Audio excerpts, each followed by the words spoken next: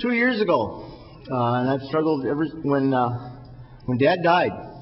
I was living in Bismarck, and that was a tough deal.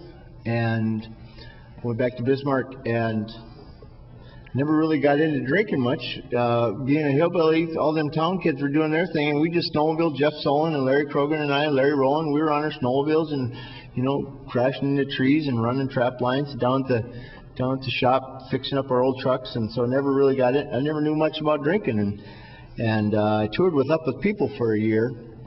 I started drinking after Dad died, and it didn't take me too bad. But that year I toured with Up With People, and I remember being down in Arizona, and you know, first time out of North Dakota, and all of a sudden it's like, wow, it's not snowing out, it's January. And we went to play pool, and these guys were drinking Jack Daniels of all things, and I didn't know what that was. The next thing you know, oh, you gotta try this, and oh boy, it was good. And I went on a little journey for a number of years of Jack Daniels, and those of you may remember back in 1988, a certain David Ronning got married for 6 weeks. And that was a mistake, but it got me into treatment. And I stayed clean and sober for 5.5 years. And was living in Florida. I had a good career going, and my girlfriend and I split up, and I was going to AA.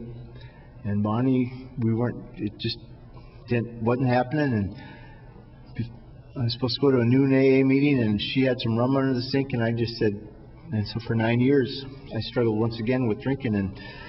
And what I've learned is that the devil really preys on preachers' kids and people of great faith. So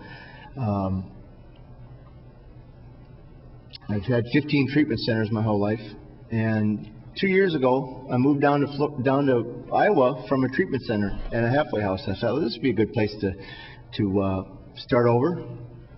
I always wanted to move back home, but the thought of being up here in the middle of winter in Kirsten's downtown, I just didn't dare. So I was at a party, and this little pipe came around. Try it, you'll like it, David. They called me cowboy because I didn't wear cowboy hats too much out here, but I worked on a ranch out in Colorado, and I kind of got into the whole. I've always been a cowboy at heart. I think my dad was too. He just didn't like cowboy boots. But I don't know if he'd ever wear a hat, but anyway, this thing went around, and oh, cowboy, you're gonna like this. I was up in Minneapolis.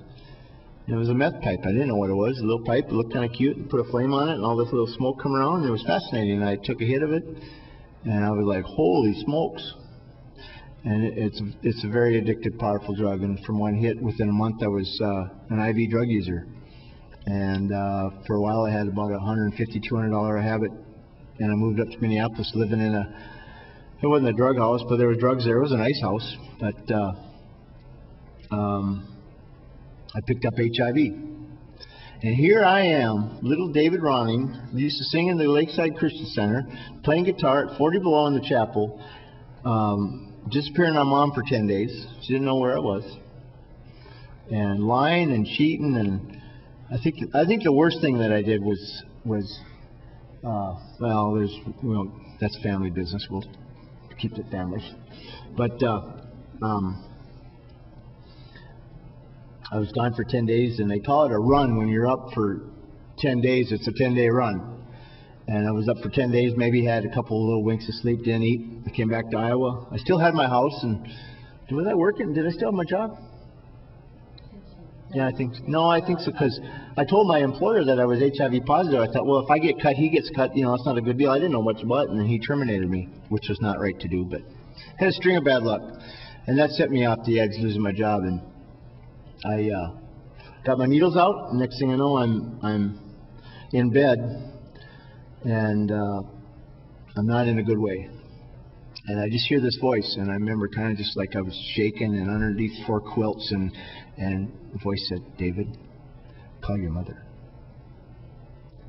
And so I remember it took me 3 different times dialing the phone, and finally I called Mom. And then after I hung up, Mom's not going to know what to do. So I called 911, and the paramedics got there before Mom did. And so here's her son on the gurney, needle tracks from his wrist to his shoulders. And mom knew I was an alcoholic, but never knew about this. And so the sheriff in town, who's a good friend of mom's like, what's going on here? Oh, your son's, and there was needles on the floor, your son's a meth addict, an IV meth addict. So that was mom's first introduction to her son being taken away by the devil, and mom unfortunately had to watch 2 overdoses, and I bled all over a carpet. And I just did not, and there were so many nights when, and I used in mom's house, she didn't know it. And I went out to my truck, and I've still got a suicide note in my truck. Every time I use meth, I'd write a suicide note in case she'd come home and find me dead. And finally at Christmas time, went up to cities to see Mary. And mother was planning on coming up the nights of Christmas, and I was thinking about coming with her, but once I got in the cities, and I ended up over at this drug house, and just gonna stop in and give him a Christmas card, yeah. And ended up missing Christmas, and 3 in the morning on Christmas, and I knew I had to face mom and everyone, and I said, God, I just want to die. And I was out of money. They wouldn't give me more drugs, but that was God watching me. But at the time, I was kind of upset about it. And I'm sitting in this house, 10 below, and I look out the window, and I see Jimbo Platson, Gene's son. And clear as bell, and I'm like, Jimbo, you're dead. And I said, no, I'm not. Get out of there. Go home. So I think, well, no big deal. So I get out, and I sit in my truck, and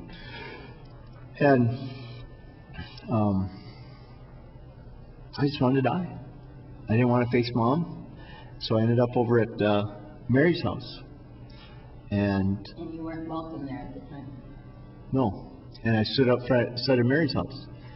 I didn't know where else to go. And Mary sent her husband out to see if I was still alive. And I went in the house, and Nathan came up and hugged me, the 4-year-old, and he said, David, I love you. And I went, and Mary said, go take a shower, we'll figure this out. So I went back to Iowa while mom was up, and I got on my knees and I said, God, of great mercy, God of the Christian Center, God of Camp Metigoshe, I'm your special child, show me a way out. And God started talking to me. A few weeks went by, and a little bit of time went by, and I thought, I should call Gene and tell her this very interesting story. So I tried to call Gene a couple times, didn't get her. One morning, 8 o'clock in the morning, I got a hold of Gene, and I said, Gene, I got to tell you this very interesting story. Turns out that the day I called her was Jimbo's 5th anniversary of his death. And then I realized that God sent me an angel. Jimbo Platson, his glasses were crooked, his beard was all scruffy, and David, I don't think he had a cigarette. I don't know if they smoke in heaven or not, but so ever since then, God is, and then God said, come back home, and He's asking me to sing, to share my story. And I'll tell you what, sitting up here at the Christian Center, all those years we stood up there as little kids, but I don't have any shame about it, because God brings us through, and God puts us through tough things. He puts the specialists through the toughest. And I know that, so it's been fun, and the devil no longer has control over me, and it's really beautiful. And I've learned a lot about the devil, and he's real. He's the ruler of this world, and it's hard. It's being Lutheran, but I've learned a lot about it. So from the moment I wake up in the morning, I say, God, here I am. I'm your son. I'm your cowboy, and we're going to kick the devil's butt today. Where do you want me to go? And some days he tells me to go here. Some days, and the assignments are getting bigger. And this song came out. And I've been working on it all summer. And one night last week, or 2.5 weeks ago, he said, David, go to the Christian Center and get this song recorded. Okay. So I went to the Christian Center, and I sat over there. It was a beautiful night. It was one of those full harvest moons. And I came in, the coyotes were howling. So I sat down and said, well, let's record this song. And I just did it. And I said, God, what am I going to do with it now? And he says, just wait. So next morning, we've been having fun. Mother and I started an email prayer chain, and we're just learning the great power of prayer. It's just, when we come in agreement, come together with prayer concerns, if anyone's interested in using because my computer, all I used to use it for was finding drugs. And now, from the moment it gets turned on, it's to glorify God and to help people. And so as I'm sitting at my desk at about 4, God wakes me up very early in the morning. And I feel like I should be going milking cows or something. I mean, what do you do at 5 in the morning? But I can't cut wood. And so I sit there and I pray and I read my Bible. And so I'm sitting there and the cats are playing around and I've got a Copenhagen out, got a nice cold Diet Coke. It's a good morning. All of a sudden, Garth Brooks falls off. The CD falls on the floor. Well, I looked at it and I looked up Garth Brooks' address and I sent him a copy of Sweet Jesus. Now, I don't see Garth here. Is Garth here? I don't know much about Nashville, but I do know this. That's a real powerful song. And I'm singing it wherever I go. And Michael and I prayed about this song, and I asked prayers because if God wants me to sing it, I'm loving singing it here. But if He wants me to sing it in a larger place, that He'll just provide that. So what a gift it is to be a Ronning, to be back, and not afraid or ashamed to share my story.